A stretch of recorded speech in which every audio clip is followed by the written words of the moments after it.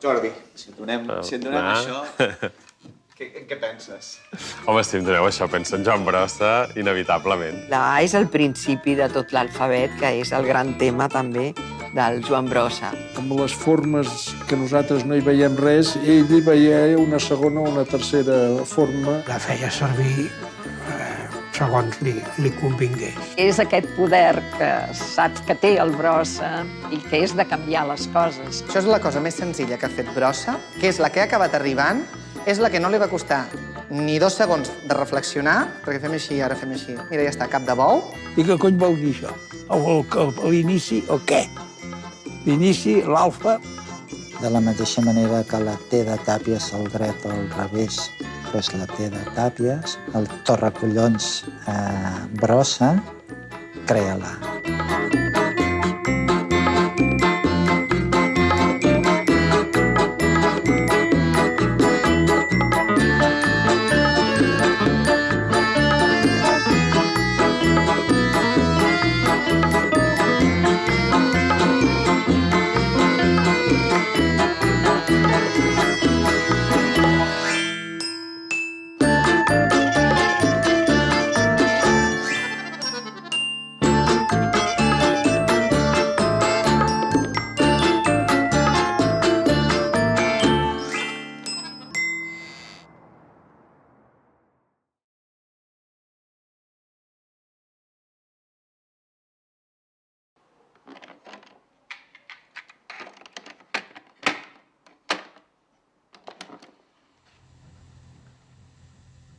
La conversa és intentar rememorar la teva infantesa.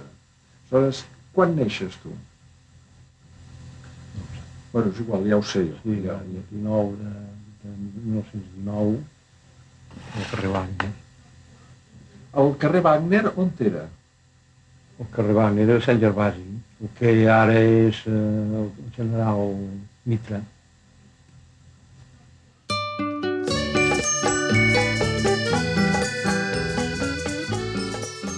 Ell era d'una família senzilla i que era molt diferent si hagués estat fill de la burgesia. Era un ambient menestral, sense pretensions, amb diversions essencials i molt poc complicades i que la gent es conformava amb allò que tenien.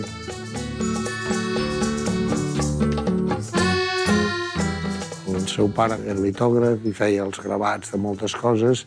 Hi ha algunes entrevistes que explica el bé que s'entenia amb el seu pare i el que li dificultava la mare i la família de la mare, que volien fer entrar a treballar a la caixa.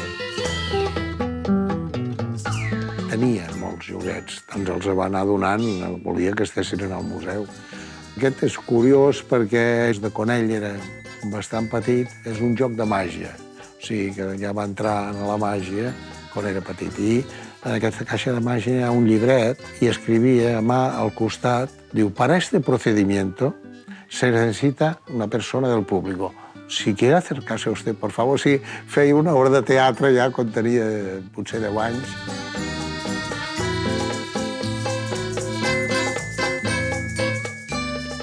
Era una família normal i corrent, però que no s'entenien gaire. Ell no tenia gaire bon record de la seva infantesa. Catalunya continua amb el seu esforç per l'organització de l'Exèrcit Popular. La joventut catalana ha respost totalment a la crida del govern i les lleves estan ja organitzades. La guerra civil per al Brossa és una aventura curtíssima. Segons més o menys entre les cartes que té quan hi va anar i tot plegat, no arriba ni a 3 mesos. Primera, perquè no era cap heroi i es va resistir tant com va poder per anar a la guerra.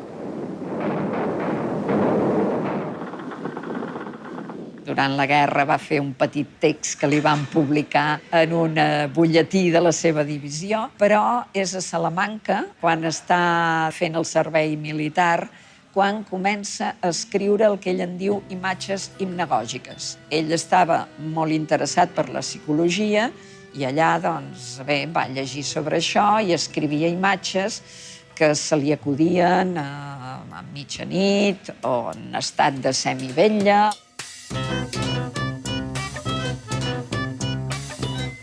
una cosa que aconsellava fer el surrealisme, que servien per alliberar l'inconscient i renovar la literatura i avançar cap a aquesta revolució de l'individu a què volia portar el surrealisme. I era que quan estàs a punt de dormir, estàs entre la vetlla i el son, sents una sèrie de sorolls, veus una sèrie d'imatges molt confuses i deien que abans de dormir-te del tot et despertessis i les escrivissis. Brossa comença a fer això. Aleshores, s'interessa per aquesta tradició avantguardista i li diuen vés a veure en Foix. El Foix va ser un punt important pel començament del Brossa, perquè era un home absolutament dedicat a la cultura catalana i que havia estat un avantguardista de dretes, però avantguardista en els anys de la República. I en Foix li diu, això que fas està molt bé, però el que has de fer, el que ha de fer tot escriptor, que era un consell que donava sempre al Foix, és aprendre a fer sonets. I ell diu, hosti, sonets? Però si jo vull fer aquestes coses tan revolucionàries i tan noves, no? Si tu vols arribar a destruir la forma, doncs primer aprèn a fer aquesta forma. Si tu el que aspires és en aquesta llibertat creativa, doncs cerca la llibertat dins el motlle més estret i més complex que puguis trobar a la poesia.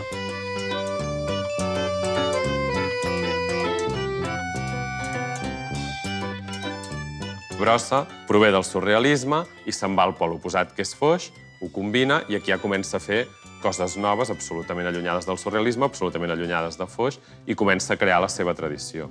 Això passa als anys 40.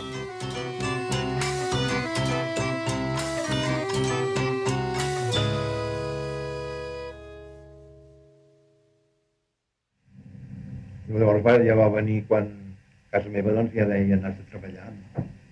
Tenies ganes de treballar, tu? No. Perquè tu a què aspiraves, llavors? A veure. En Brossa era un home sense ofici ni benefici. Era un tirat, era un individu que feia, escrivia, no guanyava diners. Això és una anècdota que em va explicar que ell va anar a renovar-se el carnet d'identitat i aleshores li van preguntar professió i ell va dir poeta. I aleshores, naturalment, aquella persona, aquell funcionari que feia els papers, deuria ser la primera vegada que algú li deia que com a professió era poeta. No? I no ho va entendre i va entendre paleta. I va dir paleta, i llavors va dir no. I llavors aquell es pensava que és que se sentia vexat per posar paleta. Diu, no se preocupe, le pondremos jornalero. La solució, o mitja solució, que va trobar per guanyar-se 4 duros, que va ser vendre llibres prohibits, però de tot el que li venia a les mans, ell se'n llegia com el 80% o el 100%. Venia habitualment a la impremta del meu pare, a l'estudi gràfic, i venia a vendre llibres. I entrava un senyor molt estrany, molt atípic, sense corbata, una mica despenjat, simpàtic, i xerrava amb el meu pare de filòsofs. Parlava de política, evidentment, parlava de poetes, i els llibres sobre marxisme, sobre Freud, sobre tot allò que estava prohibit, ell els hi subministrava al pare i el pare li comprava.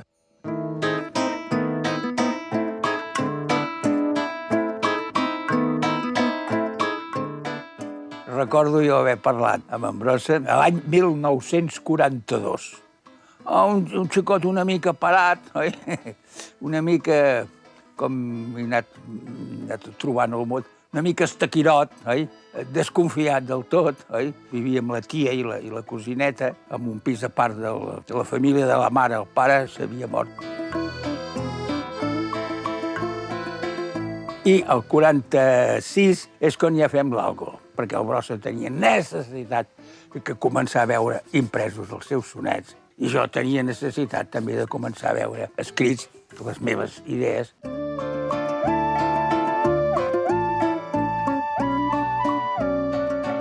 El Joan el vaig conèixer en una exposició de pintura, on hi havia en Pons, en Boadella, en Puig, un que es deia Tort. I no sé per quin motiu el que me'l va presentar em va dir en Brossa és el teòric del nostre grup. I em va fer molta gràcia de seguida, perquè el Brossa era una mica més gran que nosaltres, portava ja un cert bagatge cultural de coses essencials. I a partir d'aquell moment ens vam fer molt amics i vam donar-nos compte que teníem aficions molt semblants. Coincideixen Cuixart, Pons, Tàpies, Arnau Puig i Brossa és el líder. Neix un grup de gent molt jove per un principi d'imprevist, que es troben d'imprevist a la plaça Molina, i editen una revista, Dau al Set.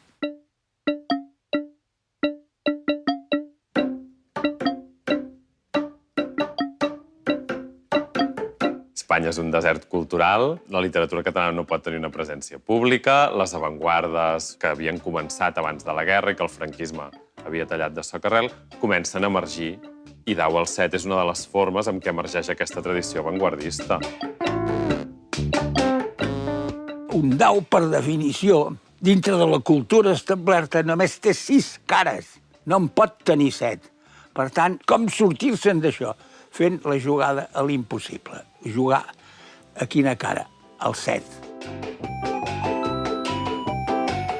Són els que al 48 trenquen amb l'art oficial amb tota una sèrie de referències de preguerra. És a dir, que ells s'interessen pel surrealisme i després són transversals.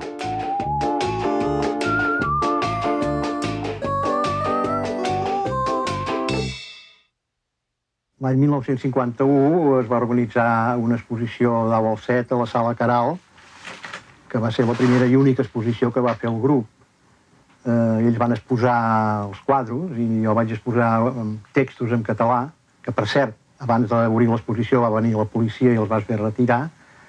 I després jo, a més, vaig exposar els primers poemes experimentals, com per exemple aquell del martell i la carta, i doncs va ser una exposició que va cridar l'atenció. Esclar, no es va poder fer gaire soroll perquè en aquell moment el que practicàvem nosaltres era una cosa que estava prohibida, no solament prohibida, sinó perseguida. Com vas conèixer el Cabral? El Cabral, em sembla, no me'n recordo el Cabral com el vaig conèixer. Va ser el que em va publicar el primer llibre, va fer una selecció de sonet de Caruixa i el va publicar. Així realment va ser el primer que va creure en tu d'una manera demostrant-ho. Sí. Perquè hi ha gent que diuen que creuen en tu però no fan res. Sí, ja em conec bastant. La coneixença en Cabral de Melo és molt important perquè fa fer el tomb més cap a la realitat d'en Brossa. Era cònsol de Brasil, aquí a Barcelona, i a més poeta. I llavors, quan va conèixer aquesta gent del Dau al Set, doncs de seguida li va semblar que era un grup interessant i ells van tenir un intercanvi d'idees que els va ajudar molt. Els diu a tots els membres de Dau al Set que han de seguir aquest camí, perquè aquest camí és el que trenca amb l'art tradicional, però que hi han d'introduir alguna manera de compromís polític en una societat que està dominada per Franco, en una societat capitalista que està oprimint a la gent de la seva classe, i això diu que Brossa el va marcar molt, que és quan publica En va fer Joan Brossa, que el que fa és iniciar un nou tipus de poesia, aquesta poesia essencialista, de compromís molt directe amb el poble, amb la llengua del poble i amb la classe obrera, perquè utilitza una llengua molt vulgar, molt col·loquial, molt pròpia d'aquesta classe.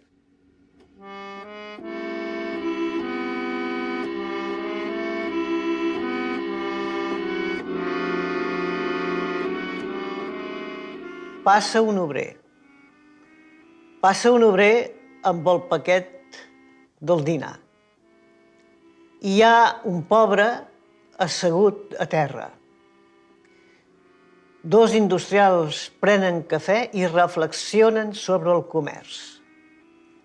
L'Estat és una gran paraula. Era sorprenent, perquè un llibre de poemes que parlava del preu de les espardenyes, d'un botiguer que tira una porta de ferro avall, dues persones que parlen i un és una mica dur d'orella. Molts poemes, moltíssims, escrits aparentment fent només un tall a la conversa. És a dir, com extraiem paraules de la conversa normal i més fent el poema.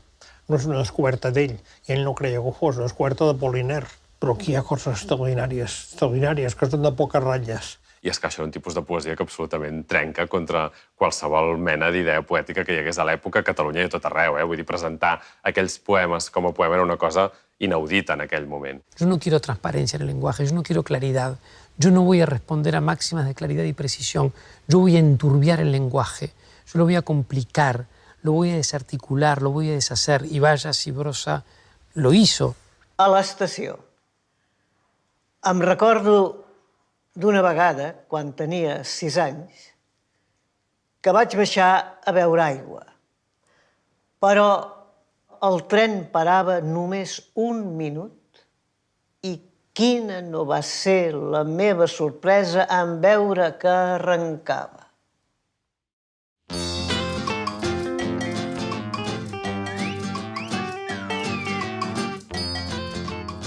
Brossa era aficionat a la màgia i des de petit feia màgia amb el seu cosí Màrius. Després ho aplica a la seva obra. En realitat sempre està fent coses, siguin del tipus que siguin, per sorprendre el lector. Jo crec que el que més li interessava a la màgia en el Brossa era, en certa manera, la tergiversació d'una mica de la realitat, no?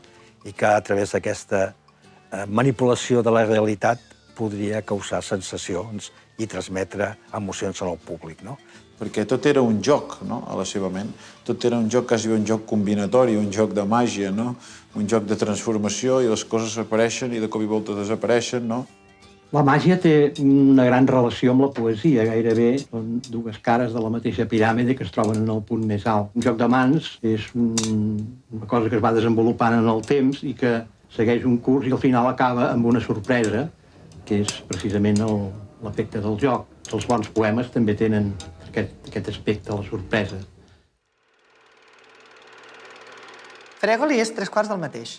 Fregoli per què li interessa Brossa? Fregoli li interessa perquè és un actor que, interpretant molts personatges, no deixa mai de ser aquell actor. Per tant, no buscaven interpretacions naturalistes, no es basava en el realisme, sinó al contrari, es basava en l'evidència de l'artifici. Per això li interessa Fregoli. Fregoli va ser una figura cabdal per l'ideari del Joan Brossa, no? Era un transformista italià que feia espectacles on, de més, hi havia una persona i aquella persona interpretava tots els personatges. Hi havia la senyora, el senyor, el policia i el nen, anava fent l'obra, passant i canviant-se de vestuari, de perruca, fent diferents veus, fent diferents actituds. Lo que es clave para Brossa es la noción de una cosa que de golpe deja de ser eso y pasa a ser otra cosa.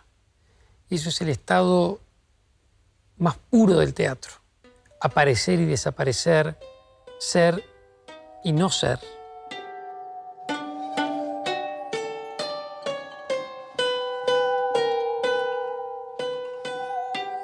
Quan ell concep una obra de teatre que diu ell poesia escènica, si tu la veus representada i ben feta, veus que allà hi ha, però una muntanya de poesia.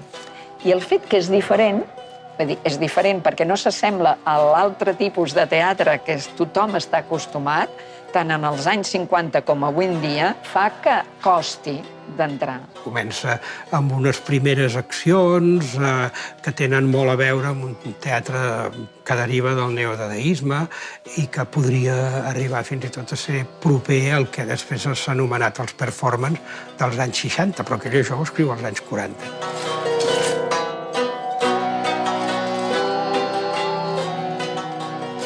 Són com si fossin poemes en què la veu del poema necessita sortir d'aquest esquema de text únic i necessita veus diferents que van parlant. Després comença el teatre de trama en què ensenya un món menestral, que és el món en el qual en Brossa es mou al llarg de tota la seva obra. Comença a construir unes obres més tradicionals en el sentit que tenen un argument, però tenen un llenguatge molt poètic. És a dir, en una frase d'un personatge hi ha el que diu realment, les seves intencions, el que pensa i el que sent. I clar, aquesta acumulació ens dona un llenguatge poètic molt estrany i que creava la imatge d'un Brossa estrany. Senyoreta, tindrien bombetes japoneses i capses de bengales. Llums de bengales i fluixa de foc.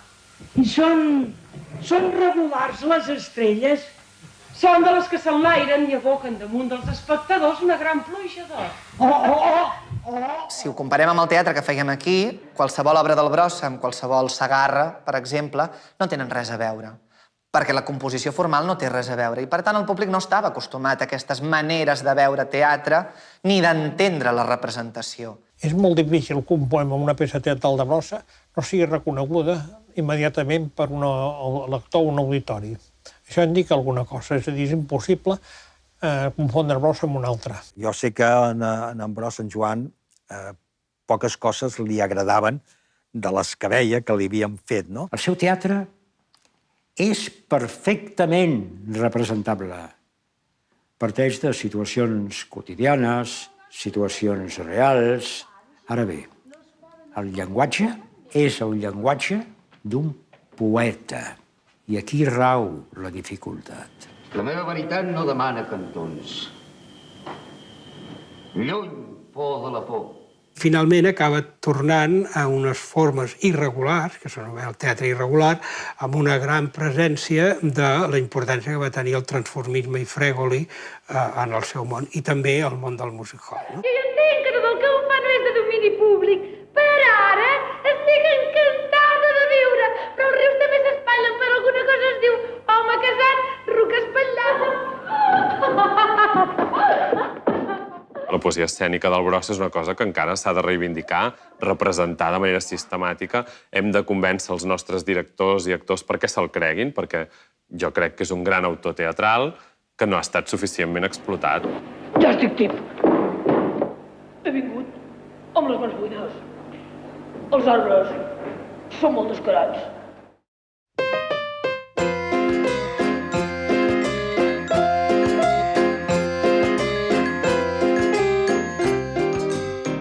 Fem un salt i anem a París. Com és que van a París? Per què van a París? Jo vaig anar a París a veure cinema. Però no és el tipus de vida que portava. Era molt magre, perquè tenia molts pocs diners. I es llevava al matí, que feia... Jo anava, primer vaig voler veure el Louvre, ben vist, i llavors de seguida vaig veure que no era tan fàcil veure el Louvre, que vaig estar potser un mes anar-hi cada dia. Quasi bé tots els artistes catalans anaven a París perquè en allà veien realment l'avantguarda. En realitat tots fugien del franquisme, però sobretot tots volien estar al Rovell de l'Ou, que era on passaven les coses. Va creure que agafar el metro a París era com agafar el metro aquí a Barcelona. I quan va entrar allà dintre va veure que era un univers i que es perdria. I amb un atac de desesperació va sortir tot trist i es va seure a la vorera.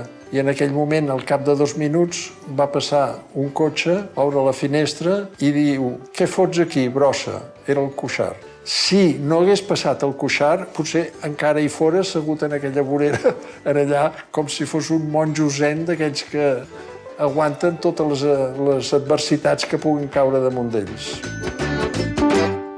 Era un autodidacta, amb un instint extraordinari i que molt poques vegades, potser en cap, el vaig veure equivocar-se parlant de literatura o de pel·lícules. Sabia què s'havia de llegir, sabia les coses més noves, les coses més modernes, i ningú sap com, no? És a dir, és una cosa que resulta inexplicable.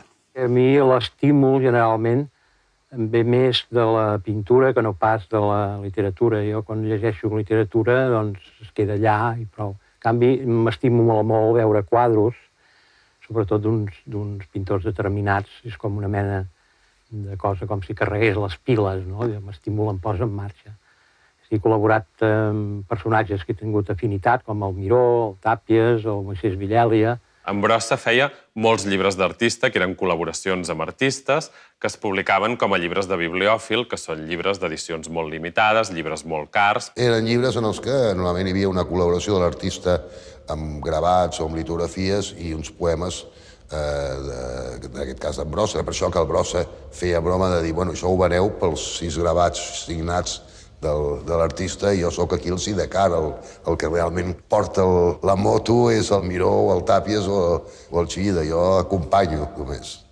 La novel·la va sortir l'any 1965 i és una de les que trobo més encertades. Es tracta de seguir la història d'un personatge, però no explicant la història, sinó a través dels documents que fatalment té un ciutadà qualsevol, és a dir, la partida de naixement, quan acaba els estudis i li donen un diploma. És a dir, tots els rastres que deixa un ciutadà oficialment a través d'uns documents que són, en fi, indispensables, no? Sense aquests documents, doncs, vol dir que no és ningú, no? És una cosa tremenda, és un llibre que em va impactar molt, no? Entre altres coses perquè es diu novel·la, no? És a dir, és portar la novel·la, si entenem per novel·la la història d'una persona, doncs no es pot ser més essencial, no es pot anar més enllà, no?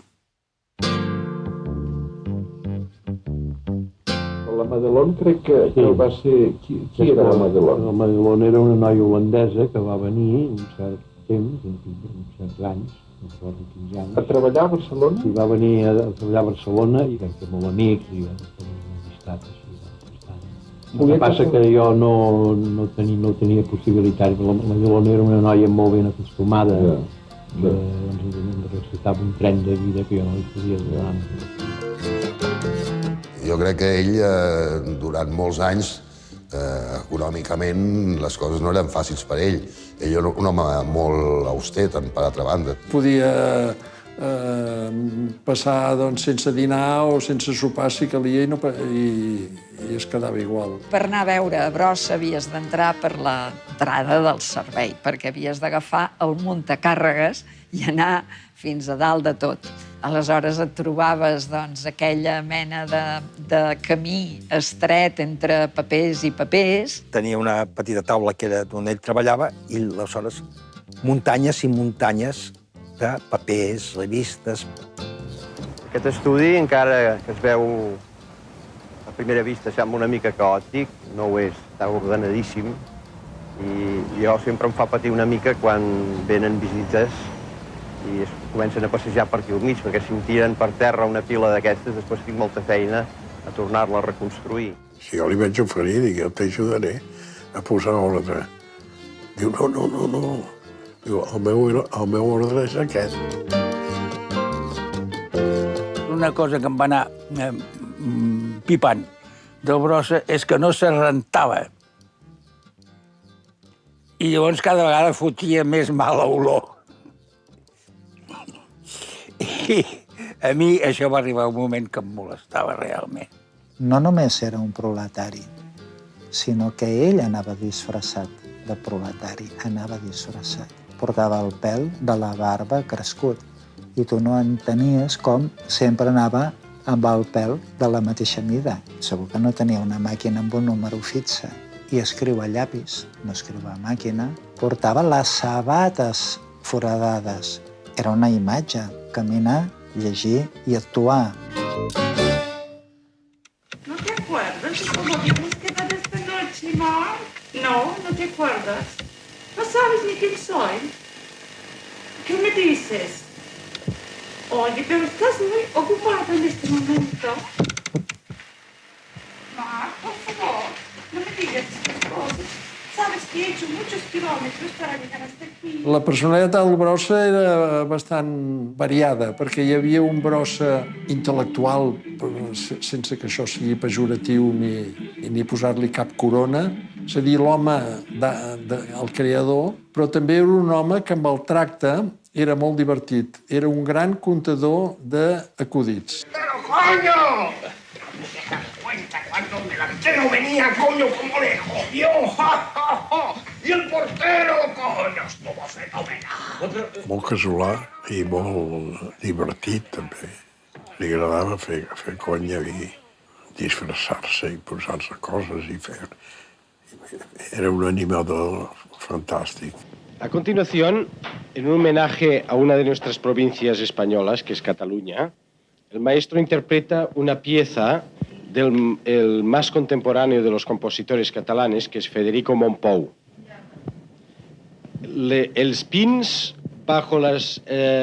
sota les llums de la lluna i del sol. A casa del doctor Viols o a casa d'algun altre ens reuníem i fèiem actuacions. Sortia jo, per exemple, i ballava, recordo com una botella buida, no? I tothom, tots estàvem encantats amb això. Un dels llocs on veies Brossa més sovint, i és mític, és la Filmoteca. Li agradava el cine i va tenir la sort de poder treballar amb Pere Portabella. El hombre de hoy debe mantenerse al ritmo de la moda y sus variaciones. No deje que se acumule arena detrás de su puerta. Ganará un 50% más de espacio interior. I vaig dir, mira, vaig a fer una cosa que No tinc la mida encara, és igual, pot durar mitja hora com més, però m'agradaria fer-ho amb tu, amb un joc que podem fer de seqüències que la causa-efecte sigui impossible de relacionar. Llavors farem un sistema que en aquella època feien spots publicitaris i posem unes cortinetes. I farem servir les cortinetes, que són formes geomètriques, així que fa així, perquè no hi hagi cap dubte que ningú perdi el temps en que aquesta seqüència té a veure amb l'altra, i és fantàstica.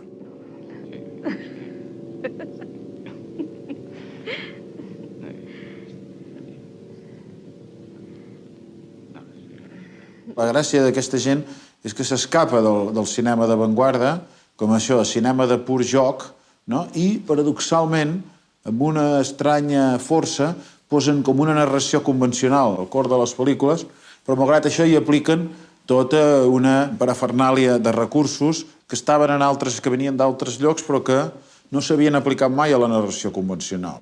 Obedézcanos en todo, y así no será responsable en nada. L'etapa de Portabella va ser extensa, va ser important i va ser el bonic moment que Brossa va poder incidir en el món cinematogràfic de manera directa, sobretot amb No compteu-vos amb els dits, gran part de l'Octubre 29 i bona part d'Umbracle, però sobretot Vampir, que li va dir Cua de cuc.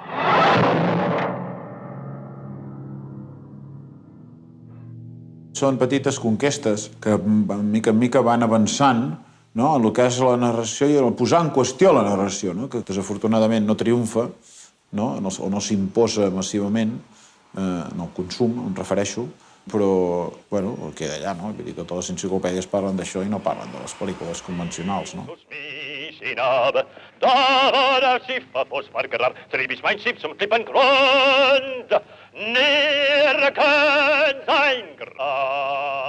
Una de les coses que vaig descobrir és que li agradava molt la música. Jo tenia tocadiscos i discos a casa, doncs venia sovint a escoltar música.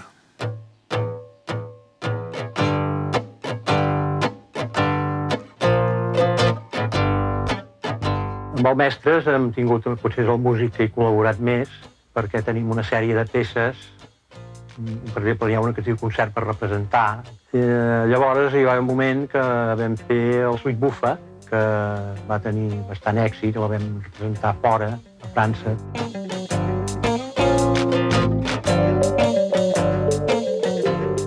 La Suite Buffa queda molt rodona. 3 personatges a l'entorn del piano, que fan coses que no són les que haurien de fer. Era completament trencador. Per exemple, que passessin els actors entre el públic, molestant el públic, i el públic s'havia d'aixecar, i en allà no hi havia acció, no hi havia trama, no hi havia res, això és el mateix que les peces de silenci del John Cage. En moltes accions musicals d'en Brossa veiem l'ampliació de mires del que suposa un concert que vindrà després en fluxos, no? Entra un pianista, obre la tapa del piano i treu un entrepà. Es menja l'entrepà, tanca la tapa del piano i se'n va. Això podia ser un concert de Fluxus, només que Fluxus ho va fer 20 anys més tard.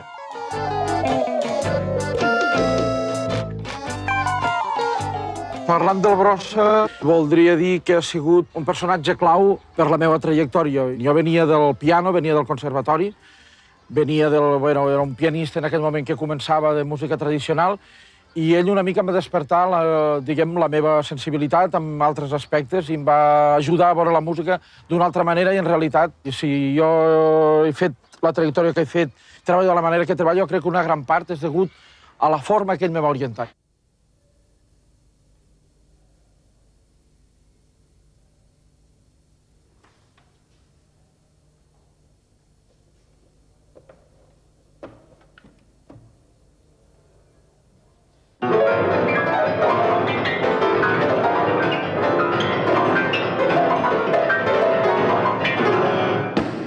L'èxit més gran, amb el meu debut amb el Brossa, va ser que vam fer una obra que es diu El concert irregular, que el text era d'ell, i jo feia la música i tocava, l'Anna Ricci cantava i el Portabella dirigia. L'estrena que es va fer al Teatre Romea de Barcelona va ser un esclat. Jo no he vist mai un teatre que estava ple fins a dalt de tot, fins a la bandera. Tothom, unànimement, no, sinó tothom, pràcticament tothom, cridant, xisclant, rient, un escàndol absolutament monumental. I jo després vaig anar a saludar el Brossa i pensava, el trobaràs abatut, i estava encantat, estava contentíssim. Fantàstic, fantàstic, fantàstic. Clar, sí que és veritat que el Concert Regular ja tenia un element de provocació i en aquest sentit doncs, havia estat un enorme èxit perquè havia provocat una reacció tremenda, no? Quan fa guions per striptease també són guions musicals, perquè en Brossa desenvolupa molt en aquest sentit el fet que el teatre és aquesta combinació de la poesia i la dansa, i la música. Em va interessar molt aquesta forma de ritual, que era molt interessant, però jo de seguida vaig veure la possibilitat de fer uns striptease donant-los una intenció que no tenien aquests que feien a França, que eren purament formalistes, diguéssim.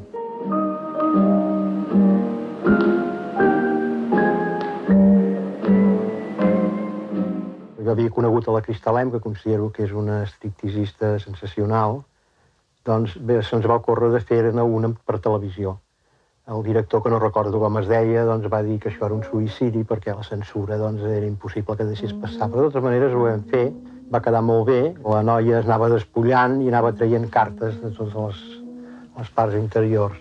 Però, esclar, al moment de passar per la censura doncs el van retallar d'una manera cruel, de manera que quan ell es treia la brusa, ja l'estrictí saltava ja al final fins que se n'anava, no?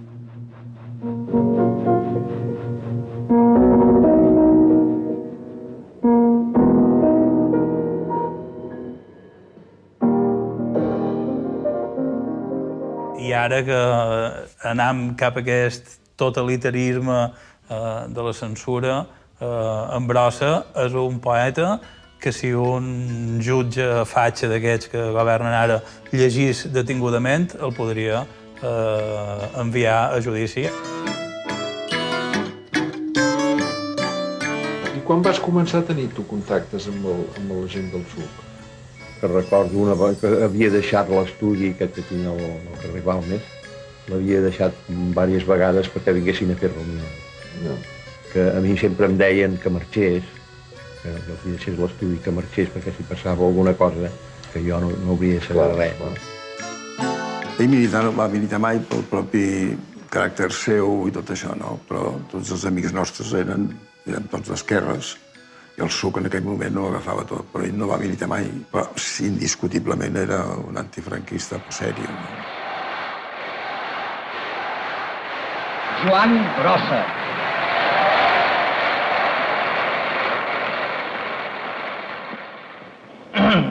Poema.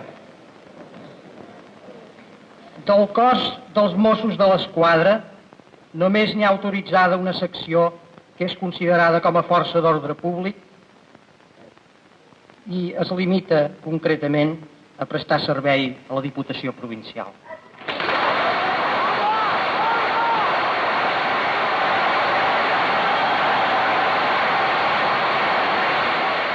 Em sembla que la coneixença i l'acceptació real literària de Brossa comença als anys 70 en poesia rasa.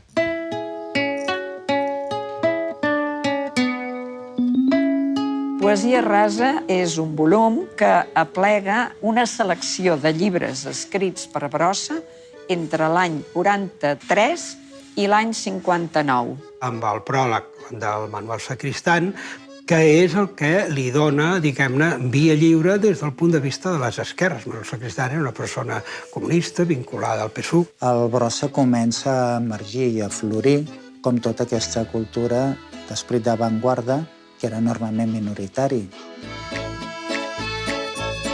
Comença a ser llegit per una generació que en aquell moment tenen 20 anys i que s'hi acosten perquè veuen una cosa que en aquell moment no hi era. Estàvem en plena revolta en el franquisme tardà i la nostra generació va crear una tradició nova. I per tant vam anar a Brossa de la mateixa manera que a Brossa venia de Foix i de Miró. Ell va tindre també, jo crec, la sort de conèixer i de estar bastants anys a la seva vida amb la Pepa, que el va fer una mica de connexió a terra, no? Va ser una parella que, en la fase que el Brossa resulta expansiu, la presència de la Pepa és el contrafort perquè pugui entrar en societat, una mica tutelant-lo. A estas alturas, al amor, este tono romántico que usted da, era muy necesario, la verdad, ¿no? La Pepa i en Joan es coneixien perquè era la dona del Josep Centelles, amic d'en Brossa, i per una suma de casualitats se'n van a viure junts en 1972. Bueno, vaig ser jo que li vaig proposar venir a viure junts, que consti. I va dir que s'ho havia de pensar i es va quedar una mica sorprès perquè realment feia molts anys que érem amics i a mi tampoc se m'havia acudit mai que acabaria enamorant-me del Brossa, no? Però l'endemà de matí em va telefonar dient que sí, que d'acord, que L'arribada de la Pepa és important perquè li resol les coses de la infraestructura diària per la qual ell era incapaç i no li interessava gens i vivia gairebé, diria jo no ho vaig presenciar, però gairebé hauria viscut com un indigent. El mal és que la majoria de gent creu que el poeta és un senyor que fa versos. Sí, pots fer versos, però també fer altra cosa. La cultura té el deure d'evolucionar, té un deure d'evolucionar. I jo trobo que s'ha trobat altres sistemes de poesia que els han recollit de la societat de consum, com és la poesia visual.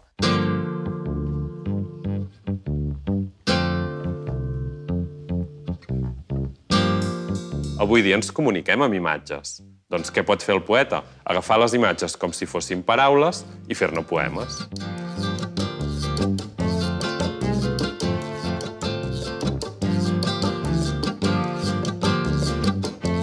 Ell ens ensenya a pensar amb els ulls. Aviat entén el que és el 3D i el 4D. Primer escriu lletra i paper. Després li dona imatge. La literatura fuig del paper i fuig de la relació entre la seva closca de tortuga i el que hi ha dintre.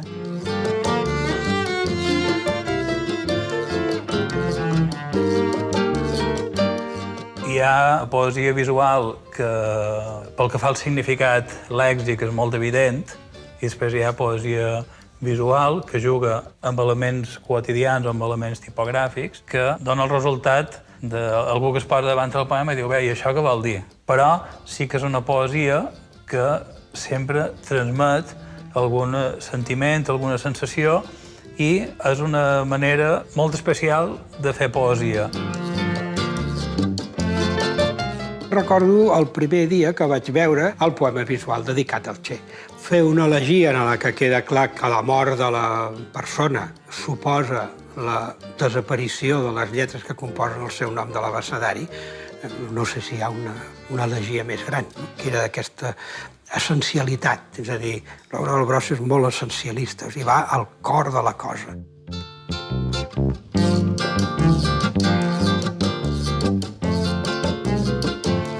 La poesia visual ha servit per popularitzar Brossa, perquè als anys 80 la cultura visual es desenvoluparà en gran manera i fins i tot per damunt de la cultura literària. Hi ha una cosa claríssima, és més fàcil assimilar això que assimilar el teatre o la poesia escrita de Brossa. I els primers que s'interessaran per la poesia visual no seran els pintors, que es pensaven que els hi feia competència. Seran els dissenyadors gràfics, seran els publicitaris, seran els comunicadors visuals, serà la gent que conrea i que viu i que entén el món de la imatge.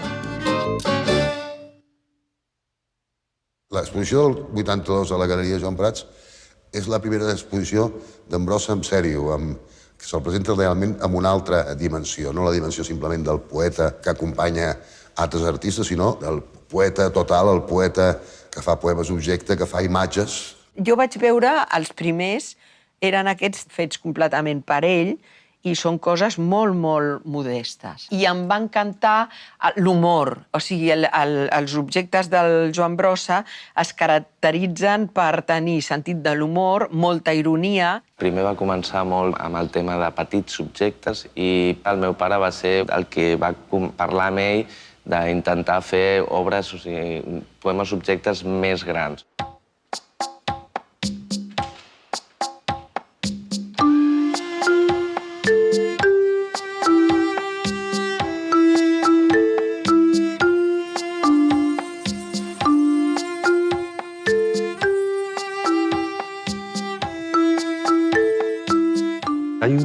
aparece un maniquí sobrepuesta, una chaqueta, la chaqueta de un traje, y de las mangas le salen unos estribos. El título era El empleado. Me parece devastadora, ¿no? La obra, ¿no? O sea, lo que tiene o sea, con tan solo un elemento, ¿no? Esa idea un poco de sumisión, ¿no? que pone en evidència, no? Eren objectes comuns que podem veure al dia a dia, però els transformava. En Brossa el llevava al meu despatx, entrava i llavors amb un paper en blanc començava a fer dibuixets. Ja podíem fer aquest, podíem... I tenia 50.000 idees. Hi havia un personatge que a nosaltres va ser molt important també en aquell moment, que era el Manuel Vinyes. Ens ajudava a buscar els elements per fer totes les idees. Vam anar a Sant Hilari Sacalm, 3 viatges. I tant. Arribem a l'empresa, escolti, senyor. Voldríem una roda de carro, però és que aquesta de roda té una particularitat, que ha de ser quadrada. Ai, com va sentir això? I on va sentir això? Es va aixecar, se'n va anar. I llavors va venir el seu dissenyador. Diu, escolta, m'ha dit, hi ha uns torracollons que volen una roda quadrada.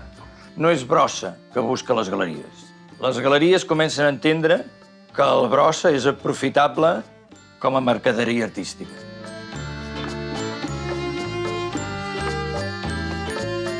Als anys 80 i 90 venen les grans exposicions que es fan a la Fundació Miró i al Reina Sofia, i això, evidentment, hi ha un altre punt d'inflexió en la seva repercussió, en aquest cas un punt d'inflexió internacional, és quan s'internacionalitza més l'obra de Brossa, clar, sobretot a partir de l'obra visual, els poemes visuals i els poemes objecte, que són els que no necessiten un traductor. Per tant, és una obra que internacionalment es pot assimilar millor que l'obra escrita, i això li dona una nova repercussió internacional. La que sí que va ser una revelació va ser la del Reina Sofia. Per què? Perquè és que la resta d'Espanya és que 4 gats sabien qui era el Brossa. Yo ahí ya había comenzado a trabajar con objetos y cuando fui a ver su exposición a mí me supuso un shock porque, claro, me encontré con un artista que estaba centrado y trabajando desde una perspectiva, ¿no? Y desde una sensibilidad muy cercana a lo que yo había comenzado a hacer, pero que él llevaba, claro, una cantidad de años tremenda en torno a ese concepto y a esa idea, ¿no?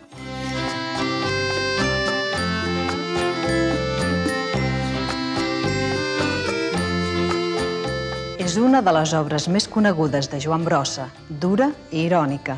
Un garrot vil que ara també impressiona Venècia en una de les sales del pavelló espanyol. La Bienal de Venècia, tothom sap que és el centre de l'art contemporani mundial, perquè tots hi anem, perquè, esclar, estan tots els països representats. I va anar molt bé perquè va ser el pavelló més visitat pel públic, o sigui que va tenir un èxit brutal,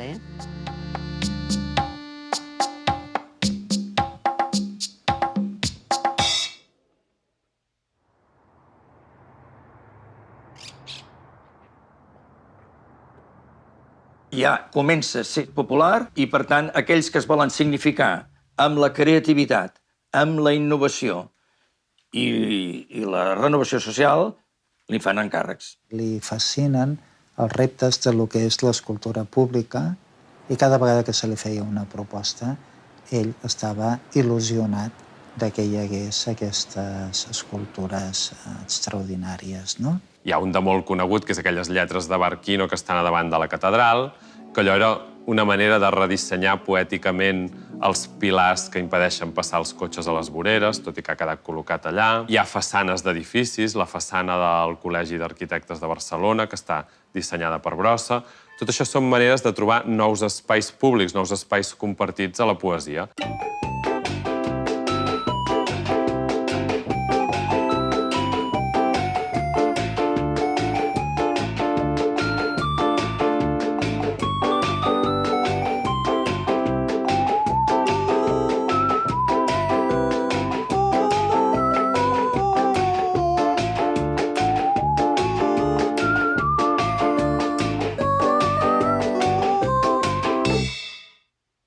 Els homenatges són una cosa que tenen tendència a degenerar. Quan es fan massa homenatges, mal assumpte. Aquests anys de ser ja reconegut, estava bastant orgullós.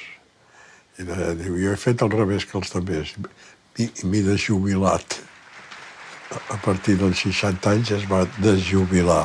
Va haver-hi una medalla que ell va rebutjar, que a vegades rebutjava honors perquè li havien donat també a algun banc o alguna institució o algun personatge que no era del seu tarannà o que ell estava violentment en contra, i, en canvi, va acceptar el Premi Nacional de Belles Artes. Quan en Brossa va començar a tenir èxit, no va canviar la forma de ser. En tot cas, va canviar forma de ser perquè els anys cada vegada li pesaven més. Seguia fent el mateix, que el que li interessava era passar-s'ho bé, anar a la Filmoteca, on tenia la butaca reservada, veure els amics i no anar a grans restaurants, ni entrar en una sastreria, ni res de tot això, al contrari.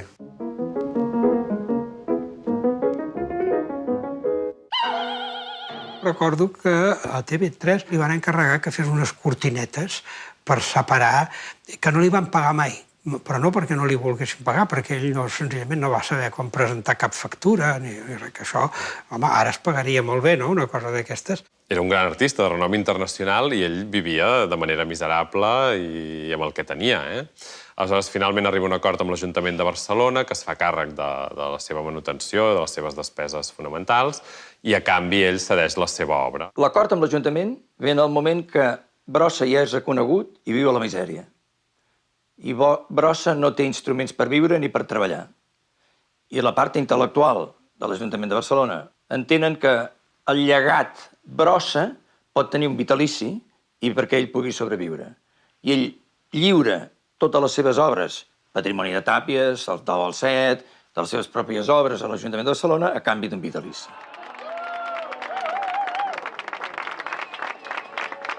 A l'Espai Escènic Joan Brossa, el petit, que en diem, el que l'any 97 vam inaugurar allà a la plaça de Vermell, neix de la següent situació. L'Herman Bonnil em diu, escolta'm, diu, podem agafar un petit local i tal i poder posar en solfa o poder fer obres del Brossa. Jo vaig dir, doncs a mi em sembla bé. I només apagar el gat perquè fugi. Tenia molt clar els principis fundacionals. Obrir un espai teatral a l'entorn de l'univers brossià i dels seus referents escènics. Donar a conèixer la dramatúrgia nacional catalana extraviada o submergida. Les mans, sens dubte. No escrius res, ara? Tu saps bé com expressar-me. Olga! I ara m'horroritza, doncs, en el món de l'art, això que veu un garagot i que val 50 milions, ho entenc. Trobo deshonest. Jo no em trobo bé, vaja, no m'agrada. Hi ha hagut vegades que he pensat de plegar. Bueno, de plegar, de continuar com abans, perquè és que no ho entenc. I em sento manipulat. Es va sentir una mica clapat cap al final. Cap al final, quan només li parlaven de striptease i de serpentines i de coses d'aquestes, que és veritat que està en el seu món, però que no és només això, no? I aleshores allà sí que estava una mica cansat. L'entrevistaven molt, havia de dir sempre les mateixes coses, i a mi m'ho deia, ai, Vicky, no puc més. El que passa que jo no tinc el problema de Faust. Quin era el problema de Faust? Tornar enrere i viure més. A vostè li agrada anar endavant? A mi m'agrada endavant i si s'acaba aviat, millor. No em digui, té ganes que s'acabi? No, però no em molesta. Haurem d'arribar a esperar a celebrar els 80 o això de les... I a més hi ha una cosa també que fa que tingui aquesta opinió, que si mires per sobre la humanitat, jo no crec que hi hagi ningú dels que viuen que mereixi ser etern. La solució és que desapareixeran. Brossa, i tu què en penses de la mort? I això era poc abans de morir. I ell es va plantar, se'n va girar d'una manera molt teatral i em va dir, a mi la mort no em fa por, la mort fa justícia. Si la mort no existís, només viurien els perversos, els prepotents, els potentats.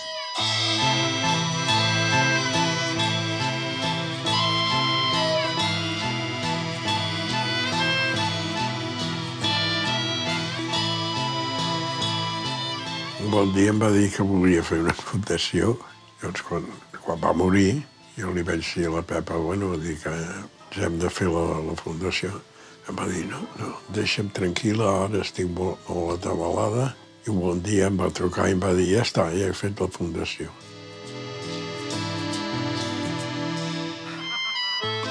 La Fundació Brossa ha passat per moments difícils. Primer va ser un pis particular, després una petita sala, després va ser un període de trànsit de tot el llegat cap al MACBA i finalment, amb acord amb l'Ajuntament de Barcelona, hem aconseguit un espai, La Seca, que serà tot Mont Brossa. Serà un teatre de brossa, exposició de brossa, biblioteca de brossa. La Fundació Brossa ha de jugar en els anys a venir un lloc que a Barcelona no existeix. Primer, el lloc de la paraula que transforma, el lloc de les arts performatives i les arts parateatrals. Allò que formava part d'aquest esperit de brossa i que va tenir a l'inici la Fundació Miró, fins i tot a l'inici el MACBA, però que sempre s'acaba perdent.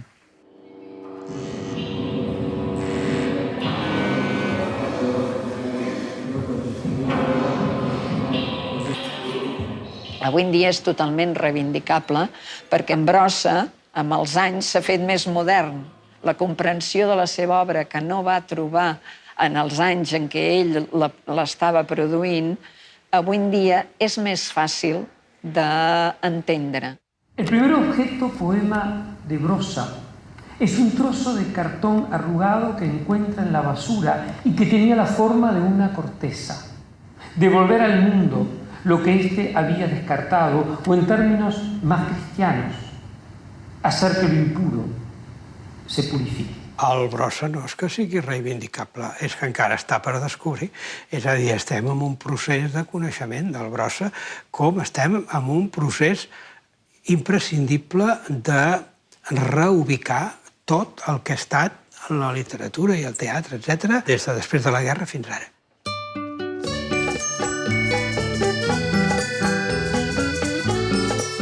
És un poeta que sempre que el llegeixes t'ensenya coses de com ets, de com veus el món, de com pot canviar la teva mirada respecte del món, de com és l'art o de com pot canviar l'art al món. Ell, per exemple, ara cada dia ha parat que a les escoles sigui segurament un dels poetes que més es llegeixen perquè les seves eines que havia posat a través de la poesia visual, el sentit del joc, la màgia, etc., és molt proper en el món dels nens. Brossa és tan important com pot ser Tàpies o com pot ser qualsevol artista reconegut, no?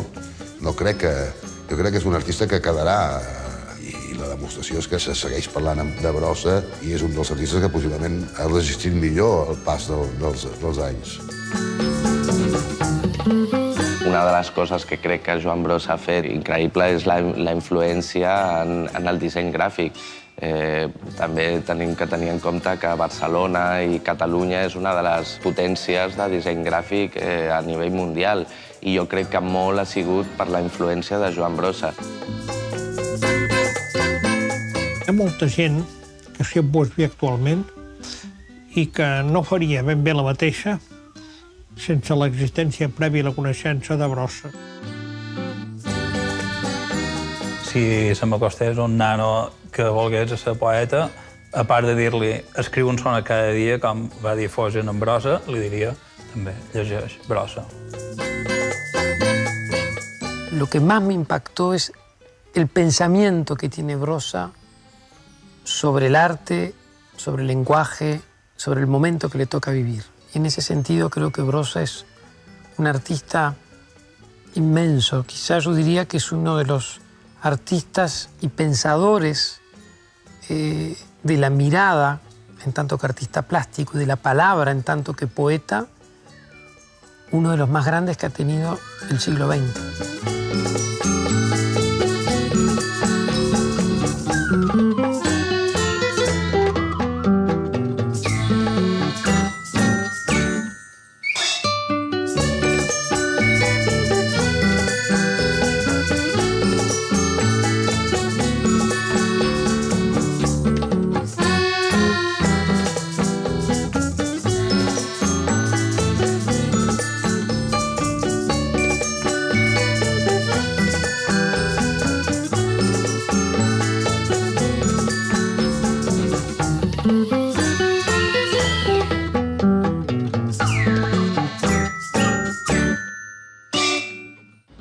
Les vegades que l'havien descobert l'havien renyat, però ell, en tot cas, es va limitar a perfeccionar sistemes perquè no el descobrissin. Mitjançant l'ús de 26 lletres diferents, he pogut escriure aquest llibre que, adés, reflecteix la realitat, adés el meu esperit en llibertat i on el primer mot mena l'últim. Deia, m'ha temborat el rellisquet, els ferrocalans catarrils, les llometes amb mongillo, guiturres i bandàrries, faguets i clarinots, clavat de meus i pans, etc. De dia escric poemes i de nit em dedico a dibuixar laberints. La barretina. En honor de los príncipes de España, se hizo una exhibición de coros y cantos catalanes y el príncipe fue obsequiado con una barretina. Els diners, les caigudes, el mal de la ràbia, les febres, les nafres, la pesta, les cremades, el mal temps, els robatoris, la borratxera i la pudor.